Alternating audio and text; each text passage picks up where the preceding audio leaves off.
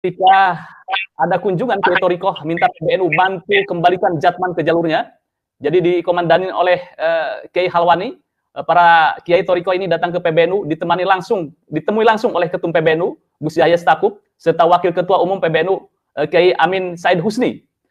Ada dua hal yang disampaikan. Yang pertama menanyakan status kepengurusan idarah yang semestinya berakhir September 2023, tetapi hingga sekarang belum juga mutamar. Kemudian yang kedua meluruskan sejarah.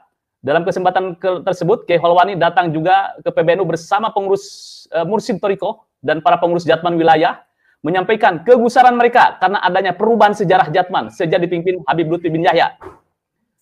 Quote-nya, kami juga ingin meluruskan sejarah Jatman. Awal berdirinya dulu belum bernama Jatman, tahun 1997, yang mendirikan 4 kiai, yaitu Kiai Muslim Meranggen, Demak, Kiai Nawawi Purworejo, dan Kiai Mandur Temanggung, dan Kiai Masruhan Ihsan Meranggen. Itu yang akan diluruskan. Kemudian muncul surat dari PBNU. Surat ini menyatakan bahwa PBNU akan menggelar acara, yaitu tanggal 19 September, yaitu di Hotel Bumi Kita Surabaya, silaturahmi Idaroh Wusto Jamiah Ahli Torikoh. Ini yang tanda tangan Kiai Haji Julfa Mustafa, Wakil Ketua Umum, dan Dr. Andes Haji Lukman Hakim, MSI, Wakil Sekretaris Jenderal. Kemudian saya kaget tadi Kiai Ubed mengeser ke saya, ini ada surat dari Jatman. Surat dari Jatman yang intinya surat perihal instruksi kepada Idaroh Aliyah dan Idaroh Wusto Jatman se-Indonesia tentang larangan menghadiri silaturahmi Idaroh Wusto Jatman yang diselenggarakan PBNU di Hotel Bumi Kota Surabaya. Yang sejatinya ini adalah Jatman adalah badan otonom yang seharusnya tegak lurus ke PBNU. Saya langsung ke Kiai Hamdani. Kiai Hamdani, kenapa ini surat ini muncul dan bagaimana sikap Anda sebagai sekretaris 2 Jatman Provinsi Banten? Silakan Kiai. Baik, assalamualaikum warahmatullahi wabarakatuh. Waalaikumsalam warahmatullahi wabarakatuh. Alhamdulillah alladzi ja'alana min ahli sami wal tha'ah wa wafaqana li ittiba'i sunnati wa mulazamatil jamaah. Asyhadu an la ilaha illallah wahdahu la syarika lah al ma'budu bi qawanin syariah wa asyhadu anna Muhammadan abduhu wa rasuluhu la nabiyya ba'dah. Wassalatu wassalamu ala Rasulillah wa ala alihi wa sahbihi ajmain amma ba'd. Yang saya hormati Mas Yusuf Mars dan Kiai Ubedillah, semoga Allah memberkahi semuanya. Terkait isu belakangan ini, saya posisinya sebagai sekretaris 2 atau sekretaris SANI dari Idaroh Wusto Jatman Provinsi Banten, melihat perkembangan ini sebagai sebuah ketidakdisiplinan organisasi, di mana Jatman ini secara historikal adalah banom daripada Nahdlatul Ulama. Induknya adalah NU. Tidaklah bernama Jam'iyah Ahli Thariqah Mu'tabarah An-Nahdliyah kalau seandainya keluar daripada NU. Sejak lahirnya tahun 1957 dan disahkan oleh Muktamar NU di Semarang tahun 1979 dan di SK-kan oleh PBNU tahun 1980, itu menunjukkan bahwa Jam'iyah Ahli Thariqah Mu'tabarah An-Nahdliyah atau Jatman adalah betul-betul badan otonom dari Nahdlatul Ulama, bukan sebagai lembaga yang ada dalam PBNU. Pengertiannya adalah kalau sudah banom, secara administratif dan manajemen atau tata kelola organisasi itu diserahkan kepada pengurusnya yang terpilih melalui mekanisme muktamar. Ini bicara tentang Idaroh Aliyah Jatman.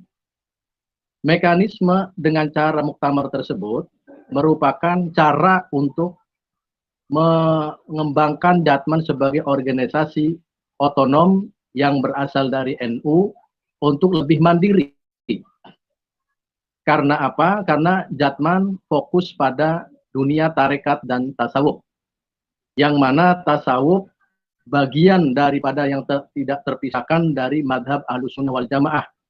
Tentu Jatman membawahi beberapa thariqah yang muktabar. Antara lain yang masyhur itu adalah thariqah Qadiriyah, Naqsabandiyah, Syadiliyah, Naqsabandiyah Khalidiyah, Tijaniyah, dan Syatariyah.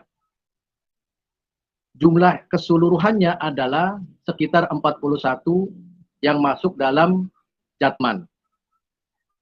Nah, organisasi ahli tarekat ini sebenarnya untuk mewadahi saja segala aspirasi dari para ahli tarekat tersebut. Ahli tarekat tersebut punya jamaahnya sendiri, punya pengikutnya sendiri. Tentu ketentuannya itu juga berbeda-beda antara satu tarekat dengan tarekat yang lain. Dan itu ada dalam pembahasan yang lain tentunya.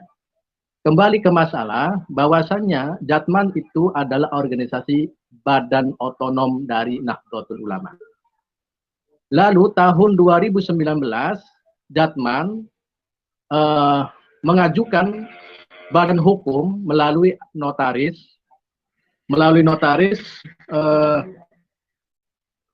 tahun 2019 dan akhirnya kemudian mendapatkan SK Kemenkumham. Kemungkinan itu adalah karena setiap organisasi harus ada badan hukumnya dan ada SK dari Kemenkumhamnya. Mungkin itu bagian dari syarat dari Kesbangpol. Umumnya organisasi baik parpol, ormas, dan yayasan itu memang demikian adanya. Harus ada badan hukum. Pertanyaannya adalah, ketika Jatman ini di SK-kan Kemenkumham, apakah lalu kemudian Jatman ini berdiri sendiri menjadi organisasi lepas dari NU, ataukah masih di NU? Kalau berdasarkan SK PBNU tahun 1980 nomor 137 garis miring sur titik PB garis miring angka Romawi 5 garis miring 1980 itu menunjukkan legalitas daripada Jatman bagian daripada Nahdlatul Ulama. Harusnya ini konsisten dalam konteks yuridis, hukum. Status de facto dan de jure adalah bagian yang tidak terpisahkan dari Nahdlatul Ulama. Pada persoalan ini, yang sekarang merebak ini, kenapa ada ulama-ulama NU yang kebetulan aktif di Jatman, merasa punya kewajiban untuk meluruskan Jatman, itu kemungkinan besar ada benarnya. Karena selama kepemimpinan Abah Habib Lutfi Pekalongan ini sejak 2000, regenerasi dan kaderisasi tidak terjadi. Padahal sudah 20 tahun lebih memimpin Jatman tanpa ada regenerasi. Dikhawatirkan Jatman ini akan membusuk sebagai organisasi yang purbakala.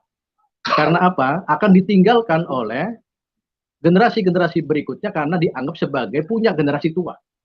Ini sangat dikhawatirkan. Sementara perkembangan zaman terus saja cepat, seiring zaman begitu cepatnya, era berganti.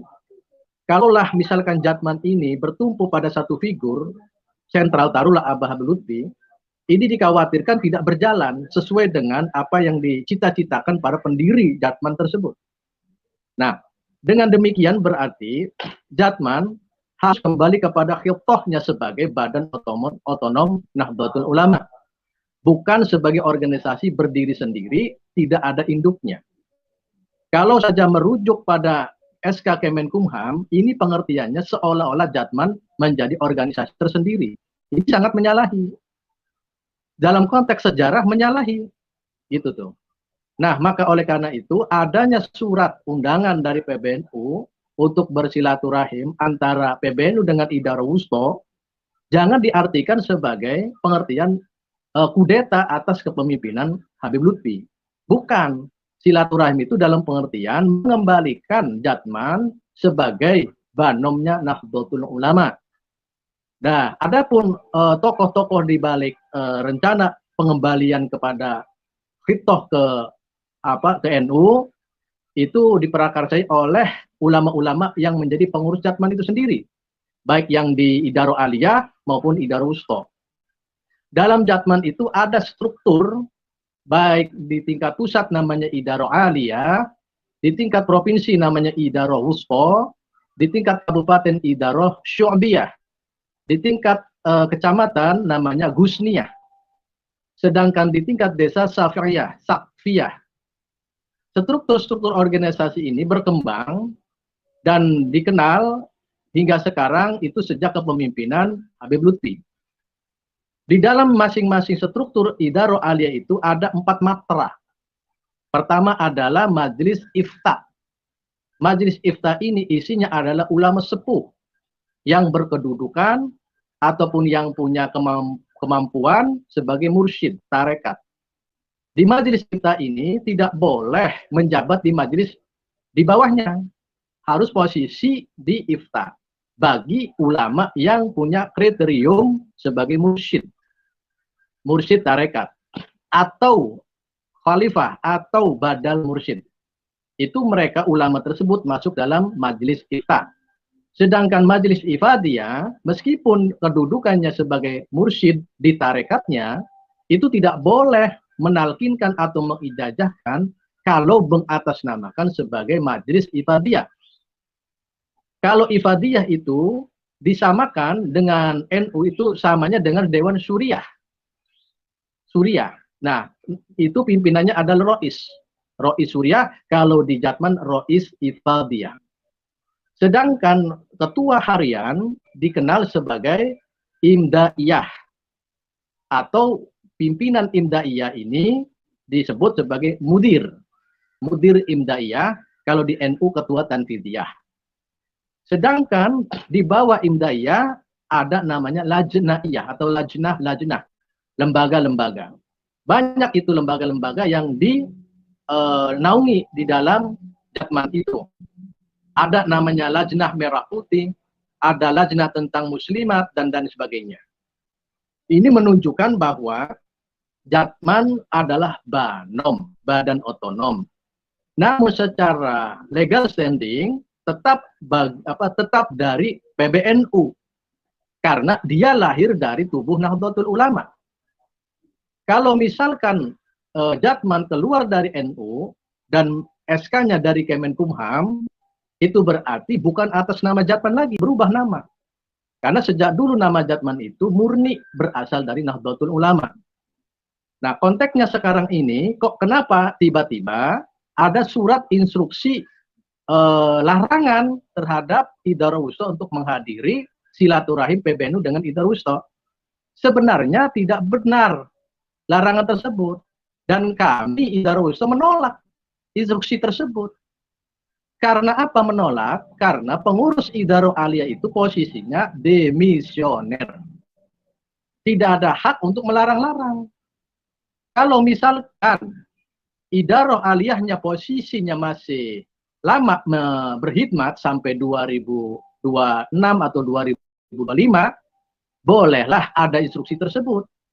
Tetapi faktanya adalah bahwa periode khidmat dari 2018 hingga 2023, itu artinya sudah 1 tahun kepemimpinan Habib Lutfi sejak 2018 sampai 2003, lebih 1 tahun. Berarti secara sendirinya demisioner. Kalau posisi pengurus demisioner itu tidak boleh mengeluarkan instruksi apapun, perintah apapun, atau SK apapun. Saya kira berorganisasi seperti itu umumnya. Kalau misalkan kepengurusan sudah demisioner, tidak ada kewajiban, tidak ada hak untuk menentukan arah kebijakan organisasi tersebut. Nah, dalam hal ini, kita Idaro Wusto tentu punya sikap manutnya pada PBNU sebagai induknya. Bukan manut pada Idaro Aliyah, meskipun secara organisatoris kita ini di bawahnya Idaro Aliyah. Tetapi statuanya itu posisinya demisioner. Nah, kita tentunya kalaupun mau nurutnya ke PBNU, kita kembali kepada NU. Bagaimana perkembangan dan bagaimana arah selanjutnya, kita manut PBNU. Dalam hal ini, kemungkinan besar Idaro Wusto seluruh Indonesia punya pandangan yang sama dengan saya. Karena apa? Karena kita adalah Banom Nahdlatul Ulama. Tidak ingin digeser menjadi organisasi yang mandiri tanpa NU. Kalau mau konsisten, jangan ada kata An-Nahdliyah di belakangnya. Kalaupun mau konsisten. Nah, juga kalau misalkan mau konsisten, harusnya apa yang jadi arahan PBNU kita harus ikuti. Idarah Aliyah harusnya mengapresiasi PBNU untuk mau menghadiri silaturahim di Surabaya nanti, tanggal 19 September 2024. Sebagai anutnya atau sami'na wa ata'na Jatman kepada induknya, anak kepada bapaknya. Jatman itu anaknya Nahdlatul Ulama.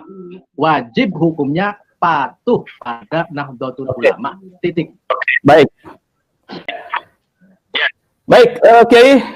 Jadi di dalam hal ini Anda menolak terhadap apa instruksi yang dilakukan oleh Jatman dalam hal ini surat untuk larangan untuk menghadiri acara tanggal 19 ini. Iya, masalahnya begini, dari Idarah Aliyah tidak ada penjelasan, tidak ada informasi terkait muktamar. Muktamar ini adalah mekanisme memilih kepengurusan baru dari kepengurusan yang lama yang masa hikmatnya sudah selesai. Kita Idarah Wusta selama ini belum ada informasi atau undangan resmi adanya muktamar. Sementara waktu sudah hampir 1 tahun masa hikmat itu selesai. Lantas kitanya ikuti siapa? Ngikuti Idarah Aliyah kah? Apakah ngikuti PBNU? Sementara posisinya demisioner. Kalaulah kita Idarah Wusta yang demisioner, berarti pihak Idarah Aliyah mengkereteker kami. Gitu. Nah, persoalannya sekarang adalah Idarah Aliyahnya sudah demisioner. Tidak boleh, harusnya tidak boleh ada surat apapun terkait kebijakan. Ya, oke, baik. Terima kasih Ki Hamdani Suhaimi dari Sekretaris Kedua Jatman Provinsi Banten yang secara tegas akan mengikuti arahan PBNU dalam acara silaturahmi tanggal 19. Jadi tidak mengindahkan surat dari instruksi dari Habib Lutfi ya, dari Jatman yang diketuai oleh Habib Lutfi. Baik. Ki Ubed, ini ternyata ada yang hal krusial menurut saya. Di sini pertama, sebuah banom itu memiliki Menkumham sendiri yang sejatinya biasanya banom itu cukup di-SK-kan oleh pengurus besar NU. Bagaimana di tanggapan Anda? Silakan Ki Ubed.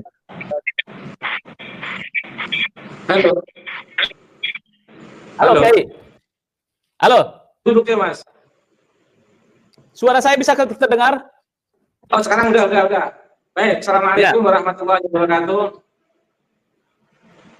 Terima kasih Mas Yusuf. Hormat saya kepada Kiai Hamdan Suhaimi. Saya nggak tahu apakah suara saya ini jelas karena sinyal kelihatannya naik turun Mas Yusuf. Monggo lanjut. Halo. Oh, gitu. Lanjut. Baik Mas. Baik, terima kasih Mas. Secara organisatoris tadi sudah mekanisme sistem tadi sudah disampaikan oleh Kiai Hamdan. Saya hanya ingin menegaskan beberapa catatan saja, Mas. Karena tadi sudah panjang lebar disampaikan oleh Kiai Hamdan. Sebenarnya Jatman itu tidak perlu merespon secara berlebihan, Mas. Karena sebenarnya surat dari PBNU untuk acara silaturahmi untuk di Surabaya itu sebenarnya agendanya silaturahim. Jadi sangat sederhana. Itu kan satu kearifan dari PBNU ketika ada beberapa masukan melalui silaturahim sebelumnya yang diantaranya ada Mbah Halwani. Tentu kalau hanya mendengar dari beberapa masukan Mbah Halwani itu nanti kan sepihak Mas. Oleh karena itu PBNU ingin mengundang pengurus-pengurus yang lain yang memiliki peran penting dalam organisasi tarekat di bawah Nahdlatul Ulama untuk dikumpulkan di Surabaya Dalam rangka apa? Untuk silaturahim dengan pendekatan-pendekatan kekeluargaan. Jadi undangan di Surabaya itu betul-betul bahasanya sangat elegan, sangat humanis, dan betul-betul dengan menggunakan kultur Nahdlatul Ulama, yaitu dengan istilah silaturahim. Itu istilah yang paling indah. Selain ditemukan di dalam hadis Nabi, juga menjadi istilah yang masuk dalam etik universal, yang nilai-nilai keutamaan itu akan bisa didapatkan melalui jalur silaturahim itu, Mas. Dan itu pun nggak ada indikasi PBNU untuk melakukan konfrontasi dengan Jatman, tidak. Karena PBNU tahu persis Jatman adalah banom di bawah Nahdlatul Ulama, sehingga beberapa problem bagaimana itu tidak diterima secara sepihak, tetapi betul-betul mengakomodir keseluruhan masukan itu untuk pengembangan organisasi banom. Karena itu sah bagi NU untuk melakukan pendampingan, penguatan, serta kebersamaan untuk kemajuan banom di lingkungan PBNU, dalam konteks ini adalah Jatman. Yang semuanya itu diharapkan juga bagaimana organisasi yang mengakomodir para kesepuan NU, yaitu para mursyid thariqah, betul-betul terakomodir di PBNU dalam komunikasi yang intens, tanpa ada hegemoni, tanpa ada jarak, dan berlangsung secara elegan dan secara manusiawi. Sebenarnya titik persoalannya di situ, Mas, undangan silaturahim itu. Tetapi justru menjadi persoalan ketika undangan silaturahim yang itu wajar dilakukan oleh PBNU dengan penuh elegan dan humanis, direspon dengan surat penolakan. Menolak undangan PBNU itu sendiri sebenarnya sebuah masalah tersendiri, dan penolakan itu dilakukan secara resmi dengan surat yang resmi. Bahkan saya terkejut, Mas, membaca surat dari Jatman itu yang diedarkan di seluruh pengurus Idarah Aliyah Wusta. Yang saya terkejut itu di KOF itu ada surat Menkumham, Mas. Itu saya terkejut sekali itu, seperti tadi disinggung oleh Mas Hamdan. Karena namanya banom itu kan nggak perlu ada Menkumham, karena dia di bawah Nahdlatul Ulama. Sudah satu bagian dengan Nahdlatul Ulama. Kalau memang itu betul surat dari Jatman, dan memang betul di KOF-nya itu ada perizinan dari Menkumham, itu sebenarnya telah terjadi pembelokan. Kalau saya menyebut itu mohon maaf dalam tanda kutip istilah saya, mencuri organisasi banom NU dalam satu hegemoni kekuasaan untuk oknum-oknum tertentu, sudah mengkumhamkan banom di bawah NU. Saya nggak tahu apakah itu diizinkan oleh NU atau tidak, tapi yang jelas namanya banom itu tidak boleh membuat Menkumham sendiri, karena itu secara otomatis di bawah struktur NU, Mas. Jadi saya justru kagetnya itu di Menkumhamnya itu, Mas. Dan tentu selain itu juga terkejut, tetapi nggak begitu agak shock, yaitu ketika harus melakukan penolakan dan menyebarkan kepada pengurus Idarah Aliyah Wusta agar tidak menghadiri undangan silaturahim. Padahal sebenarnya kalau pihak Jatman dalam kepengurusan yang dimisioner saat sekarang ini merespon dengan cara bijak, sebenarnya bisa ikut menyuruh orang-orang terdekatnya untuk ikut datang ke sana. Toh yang undang itu juga muhibin juga loh, Mas. Jujur saja, Kiai Zulfa Mustafa itu juga muhibin loh. Mengapa harus curiga gitu loh? Termasuk sekretarisnya Mas Lukman, itu kan alumni Wali Songo, Mas. Itu juga muhibin loh, Mas, itu, Mas. Jadi sebenarnya dalam konteks ini Habib Lutfi tidak perlu berlebihan merespon undangan silaturahim dari PBNU itu. Toh yang menandatangani, yang mengundang itu Kiai Haji Zulfa Mustafa itu muhibin. Saya tahu persis Kiai Zulfa Mustafa itu muhibin loh. Jujur aja itu keponakan saya, Mas, Kiai Zulfa Mustafa itu, Mas. Agak berbeda dengan pendapat saya. Saya tahu dia itu muhibin, saya tahu. Tetapi meskipun begitu kan tetap kita komunikasi yang aktif. Saya mengkritik fenomena kenasaban, Kiai Zulfa tetap bertahan untuk menjadi muhibin, tidak apa-apa. Biasa. Berbeda itu kan boleh, Mas. Tetapi yang jelas undangan PBNU itu sebenarnya tidak perlu direspon dengan cara seperti itu oleh Jatman. Karena pihak PBNU yang mengundang itu para muhibin juga, Mas. Jujur saja itu. Kiai Zulfa Mustafa muhibin, Mas Lukman itu kan seniornya Mas Yusuf di Wali Songo, itu juga muhibbin. Iya betul, dia muhibbinnya Habib Lutfi sebenarnya. Iya, iya. Jadi Hakim ya. Jadi Jatman mengeluarkan surat itu sebenarnya tidak strategis dan tidak. Jadi kalau memang pihak-pihak pengurus Jatman itu merasa tersinggung dengan surat itu, menurut saya itu salah, tersinggung yang salah. Berarti orang-orang yang ingin berkuasa di Jatman itu tidak bisa memetakan siapa kawan, siapa lawan, sehingga kawan pun dikatakan lawan. Saking ketakutannya munculnya isu diskursus nasab ini kan akhirnya bikin takut, Mas. Sehingga kawan pun dikatakan lawan. Jika sekali lagi undangan PBNU itu yang mengundang adalah pengurus yang notabene itu adalah orang-orang muhibbin. Sehingga Jatman tidak perlu khawatir sebenarnya. Ya. Tetapi kan persoalannya ini kan sudah publik di luar, Mas. Terlepas dari yang mengundang dari PBNU itu juga muhibbin, tapi surat itu kan sudah beredar di luar, yang itu betul-betul menandai sebuah fenomena yang tidak bagus bagi Jatman. Menurut saya bagi Jatman, bukan bagi PBNU. Karena dengan adanya surat Jatman itu ada dua hal yang fatal secara publik, Mas. Pertama, Jatman melakukan pembangkangan, menolak undangan PBNU. Yang kedua, Jatman mengeluarkan surat yang di situ ada top Menkumham, di situ menunjukkan dalam tanda kutip telah terjadi pencurian dana PBNU dalam kuasa hegemoni seseorang. Simpulan saya begini, Mas. Surat Jatman itu menunjukkan bukti nyata bahwa di situ ada hegemoni orang-orang tertentu terkait dengan para mursyid di bawah lingkungan Nahdlatul Ulama. Pertama. Kedua, di situ ada relasi kuasa yang betul-betul tercipta. Jadi ketika ada orang tanya kepada saya, Kang Obed itu berlebihan kalau pihak Mbak Alwi itu melakukan hegemoni dan relasi kuasa. Contohnya mana? Nah ini contoh surat Jatman merupakan contoh bentuk hegemoni dan relasi kuasa yang diciptakan oleh Mbak Alwi di lingkungan PBNU. Terima kasih, Mas Yusuf. Oke, baik. Saya mencoba kembali ini betul ya di sini. Ada di poin 6 ya, dari surat yang dikirimkan oleh Jatman, ini ada berapa poin ini? Ada sekitar 8 poin. Di poin 6 ini, coba kita telaah ini.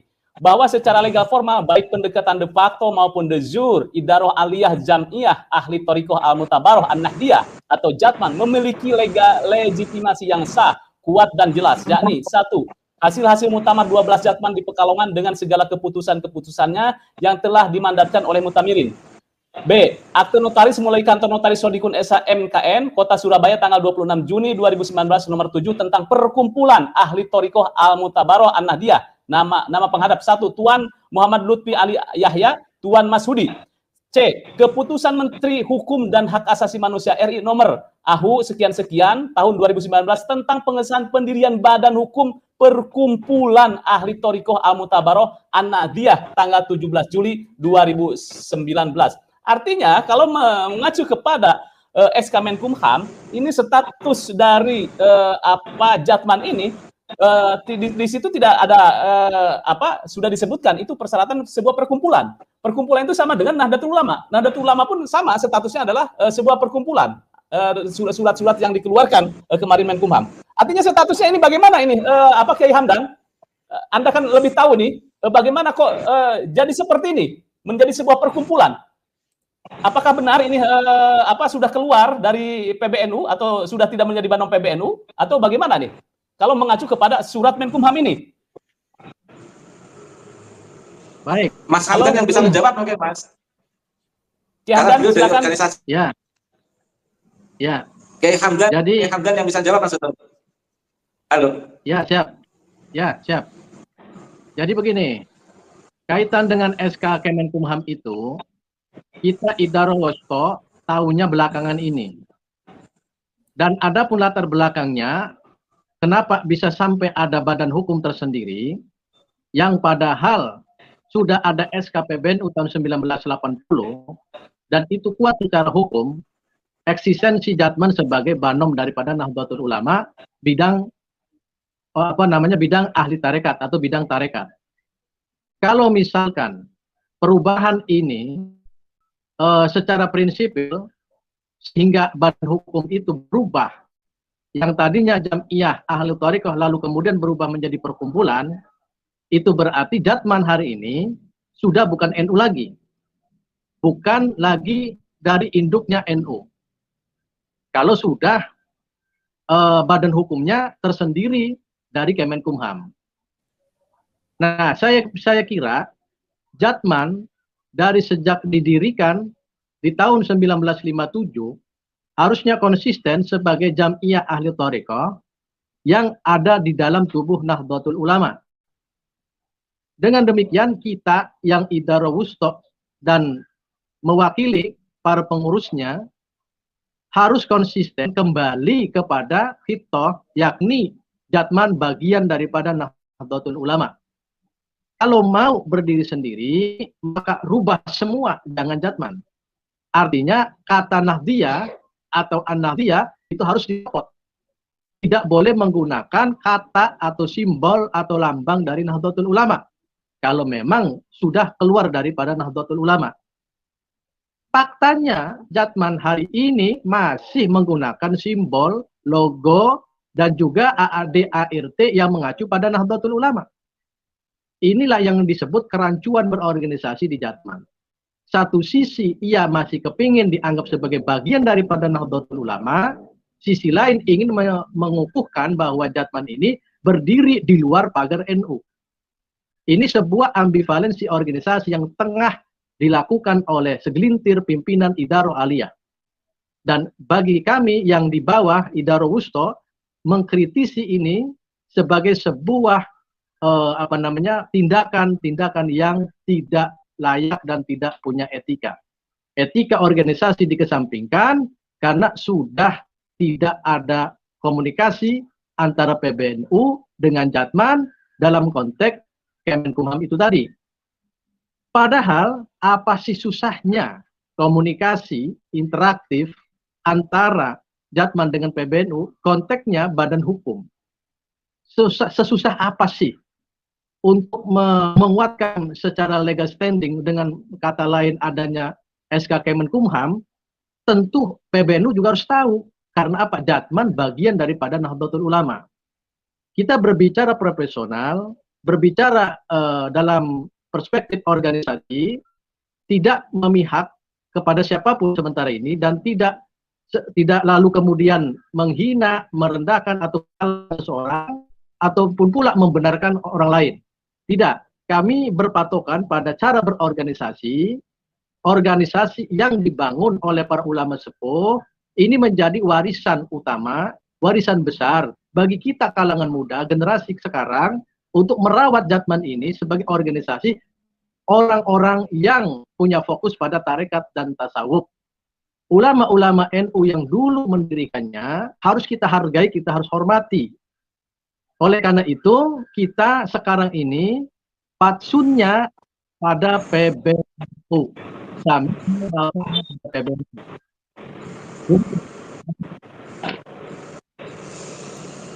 Ya, Kiai, ini berarti dengan SK Menkumham 2019 yang disahkan sebagai tentang pengesahan pendirian Badan Hukum Perkumpulan Ahli Thariqah Al-Mu'tabarah An-Nahdliyah.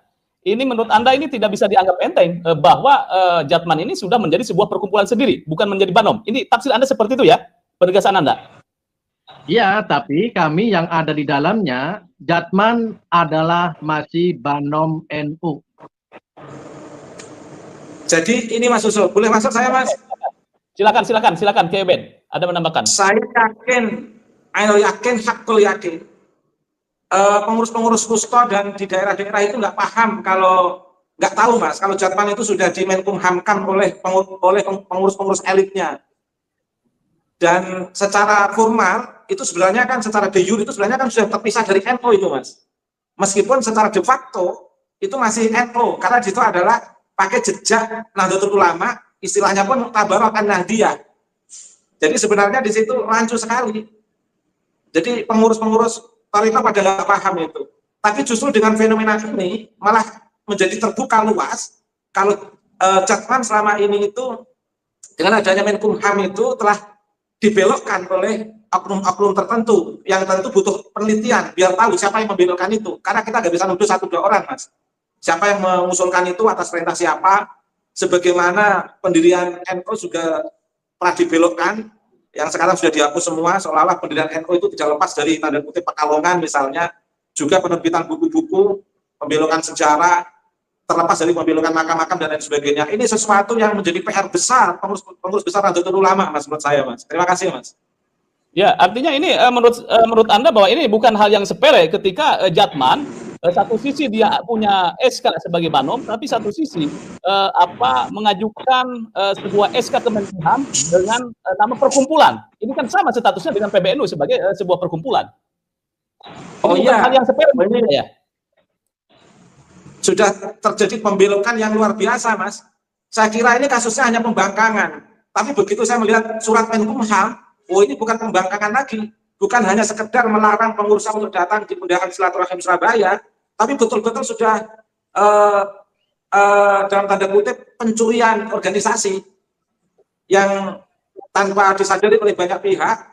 Ternyata di situ ada kata Menkumham. Saya nggak tahu apakah itu kop yang benar dari Jatman atau kop yang berbentuk draft. Saya nggak tahu, Mas. Tapi yang jelas itu ditandatangani dengan lengkap oleh pengurus pakai kop yang di situ ada tulisan Menkumham. Itu betul-betul tidak sederhana itu, Mas. Itu betul-betul fatal menurut saya, Mas. Fatal sekali itu. Ya. Dan PBNU harus betul-betul tegas untuk meminta penjelasan atau klarifikasi terkait dengan mengapa kok muncul di Jatman Menkumham. Siapa yang melakukan, ada motif apa, dan mengapa tidak terkoordinasi dengan PBNU. Kalau koordinasi dengan PBNU tentu tidak, karena namanya Banom itu harus satu bagian dari PBNU, sehingga tidak ada Menkumham double di satu organisasi itu, Mas. Terima kasih, Mas. Oke, saya tanya di dalam tubuh NU sendiri, apakah Banom itu cukup dengan SK dari PBNU atau memang harus ada SK notaris, kemudian juga harus ada Menkumham, Pak Hamdan? Untuk Banom MU, Banom NU. Setahu saya, Pak Hamdan atau saya, Mas?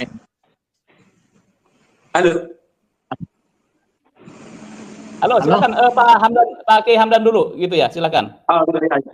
Ya, setahu saya bahwa yang dinamakan Banom NU itu tentu NU yang meng-SK-kan dan mengukuhkan kepengurusannya itu adalah NU. Jadi kalau masih posisinya seperti ini, bahwa Banom NU lantas dilantik, dikukuhkan, di-SK-kan NU adalah real Banom. Hanya adalah kepemimpinan Abadi Lutfi ini, adakah Tuhan oleh dari tahun 2000 sampai 2004 sekarang ini? Yang saya lihat tidak ada. Itu berarti tafsir kita seolah-olah PBNU tidak dianggap sebagai induknya lagi. Tambah parah ketika kita membaca kop surat, tertuang di situ ada SK Kemenkumham. Setahu saya yang namanya Banom itu SK-nya dari PBNU. Nah, kalau misalkan organisasi baru berdiri, baru Kemendagri atau lewat Kesbangpol menanyakan keabsahan organisasi baru tersebut melalui akta notaris dan Kemenkumham itu sendiri. Kalau itu bernama organisasi baru. Sekarang kita cek bahwa Jatman itu sudah ada 1957 yang lalu. Dan kita cek pula bahwa Jatman itu di-SK-kan oleh PBNU 1980. SK apa? SK pendirian daripada Jatman Badan Otonom NU. Bukan SK kepengurusan, tapi SK Badan Organisasi Otonom. Bedakan antara SK struktur pengurus dengan SK Badan Otonom NU. Di tahun 1980, nomor 137, garis miring angka 5 Romawi, garis miring 1980, itu menyatakan bahwa Jatman adalah Badan Otonom NU. Berdasarkan Muktamar NU di Semarang 1979. Udah jelas itu. Jadi kalau misalkan sekarang bicara Kemenkumham, dengan sendirinya berarti sudah mengangkangi PBNU. Ya, jadi sikap Anda bagaimana terhadap fenomena ini, Pak Kiai? Yang jelas adalah PBNU harus mentertibkan Jatman. Mendesak, harus sesegera mungkin PBNU mengambil alih Jatman. Mengambil alih Jatman, bukan mengkudeta. Mengambil alih Jatman untuk diluruskan, ditertibkan secara keorganisasian maupun secara administratif. Karena ini menyangkut status dan menyangkut eksistensi organisasi yang membawahi jutaan orang atau ratusan ribu orang. Adanya silaturahim ini sebagai langkah konkret PBNU untuk bagaimana caranya Jatman ini ditertibkan. Kalau misalkan Jatman lewat Idaro Aliyah lalu melarang-larang kami Idaro Wusto, ada tanda tanya besar. Ada apakah mereka ini? Sementara posisinya sudah demisioner. Tidak punya hak untuk melarang-larang, juga tidak berhak memerintah-merintah. Karena apa? Posisi sudah demisioner. Kalaulah kita Idaro Wusto yang demisioner, tentu kita akan di-caretaker oleh Idaro Aliyah. Sebagaimana biasanya di organisasi lainnya. Tapi kami Idaro Wusto Provinsi Banten masih 2 tahun lagi. Karena masa khidmat kami 2021 sampai 2026. Yang demisioner Idaro Aliyah dari 2018 sampai 2023. Kekuatan hukum kita yang kuat untuk membangkang ataupun menolak instruksi tersebut. Begitu. Jadi ini berbicara atas normatif organisasi. Tidak ada unsur kebencian satu pihak. Tidak. Ini murni bicara organisasi. Karena saya ada di dalamnya. Baik. Luar biasa, berarti ini memang tidak semudah atau seenteng yang saya tadi perkirakan. Ternyata ini ada persoalan yang sangat substansial. Silakan Kiai Ubed, ada tambahan? Ya, saya hanya ingin membahasakan keinginan Mas Yusuf, tidak sesederhana yang kita pikirkan ternyata, Mas. Saya kira hanya sekedar silaturahim, ternyata ada surat Menkumhamnya di situ, di kopnya itu, Mas. Dan itu betul-betul real pembelokan sejarah itu, Mas. Nyata, terbukti itu. Tinggal dicari siapa kotaknya di situ itu, Mas. Siapa intelektual, siapa intelektualnya itu siapa, tinggal mencari saja, Mas. Terima kasih, Mas. Oke. Satu lagi pertanyaan saya, untuk Banom memang harus ada akta notaris, Kiai Suhaimi. Untuk Banom NU, katakanlah Ansor, kemudian Muslimat, itu harus ada akta notaris tersendiri. Yang saya tahu tidak ada, adanya PDPRT. Itu untuk mengatur rumah tangganya organisasi Banom tersebut. Tidak ada yang saya lihat Kumham. Yang jelas GP Ansor adalah Banom dari NU. PMII Banom dari NU, Muslimat NU dari Banom NU, dan juga Fatayat termasuk Banom NU. Yang ada hanya SK kepengurusan, tidak ada SK Kemenkumham. Setahu saya nih ya, koreksi kalau salah, setahu saya tidak ada SK Kemenkumham, semuanya berpatokan pada SK NU karena mereka adalah Banom NU. Baik, Ubed, saya coba ini mungkin bisa menjadi sebuah perenungan yang sangat dalam dan serius oleh PBNU. Di poin 6 bahwa secara legal formal baik pendekatan de facto maupun de jure Idaro Aliyah Jamiyah Ali Thoriqoh Al Mu'tabaroh An-Nahdiyah atau Jatman memiliki legitimasi yang sah, kuat dan jelas, yakni hasil Muktamar Jatman Pekalongan Mutamirin ya hasilnya yang dimandatkan oleh Mutamirin. Yang poin B, akta notaris melalui kantor notaris Sodikun SHMKN Kota Surabaya tanggal 26 Juni 2019 nomor 7 tentang perkumpulan ahli Thoriqoh Al Mu'tabaroh An-Nahdiyah. Nama penghadap 1 Tuan Muhammad Lutfi Ali Yahya, yang kedua Tuan Mas Hudi. C. Keputusan Menteri Hukum dan HAM nomor AHU sekian-sekian 2019 tentang pengesahan pendirian Badan Hukum Perkumpulan Ahli Thoriqoh Al Mu'tabaroh An-Nahdiyah tanggal 17 Juli 2019. Kalau mengacu ke sini, baik dari notaris kemudian Menkumham, Jatman sudah menjadi izinnya adalah izin perkumpulan. Saya tidak tahu bagaimana sikap PBNU terhadap SK Menkumham dan juga notaris yang sudah didapatkan oleh Jatman. Terima kasih. Ada closing statement, Kiai Hamdani? Saya dan Idaro Wusto Provinsi Banten dalam hal ini menolak daripada instruksi larangan untuk menghadiri silaturahim dengan PBNU di Surabaya, karena silaturahim adalah sesuatu yang baik untuk menyambungkan keakraban dan kebersamaan dan menyatukan pikiran, sikap dan tindakan dalam upaya bersyarakah ulama. Saya kira semua Idarah Wusto yang diundang kemungkinan besar hampir sama pikirannya dengan saya, kemungkinan besar akan menghadiri silaturahim tersebut sebagai niatan baik bersilaturahim, menjalin kebersamaan. Saya cukupkan. Wallahul muwaffiq ila aqwamit thoriq. Wassalamualaikum warahmatullahi wabarakatuh. Baik, ada Mas. Jadi menurut saya ini semua sudah by design Allah, Mas.